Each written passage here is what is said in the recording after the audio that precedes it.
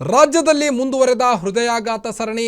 ಹೃದಯಾಘಾತದಿಂದ ಧಾರವಾಡದಲ್ಲಿ ಯುವಕನೊಬ್ಬ ಸಾವನ್ನಪ್ಪಿರುವಂಥ ಘಟನೆ. ರವಿ ಸಾತಣ್ಣವರ್ 36 ವಯಸ್ಸಿನ ರವಿ ಸಾತಣ್ಣವರ್ ಮೃತಪಟ್ಟ ದುರ್ದೈವಿ.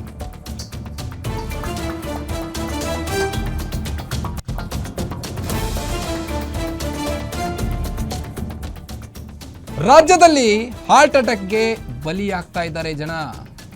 ಹಾಸನ ಒಂದರಲ್ಲೇ 30ಕ್ಕೂ ಅಧಿಕ ಸಾವುಗಳು ಉಂಟಾಗಿತ್ತು. ಇನ್ನು ರಾಜ್ಯದಲ್ಲಿ ಪದೇ ಪದೇ ಹಾರ್ಟ್ ಅಟ್ಯಾಕ್ ಆಗ್ತಾ ಇದ್ದಾವೆ. ಇನ್ನು ಧಾರವಾಡದಲ್ಲಿ ಯುವಕನೊಬ್ಬ ಸಾವನ್ನಪ್ಪಿರುವಂಥದ್ದು.